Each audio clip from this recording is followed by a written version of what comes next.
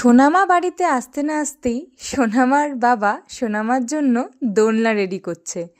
নমস্কার, আমি পাগল মেয়ে। সোনামার বয়স যখন 4-5 দিন তখন সোনামার জেঠু সোনামাকে এটা গিফট দিয়েছে যে যাতে সোনামা চড়তে পারে। কিন্তু যেহেতু আমরা আমার বাপের বাড়িতে ছিলাম তখন তাই জন্য আমি এই দোলনাটাকে তখন ওখানে নিয়ে যাইনি। আমার বরমশাই অনেকবার বলেছে যে নিয়ে আসবো। আমি বললাম থাক না, আমরা তো ওখানে যাবই, তারপর না হয় চড়বে। এই দেখো কিছুটা রেডি করেছে আমার বরমশাই দোলনাটা।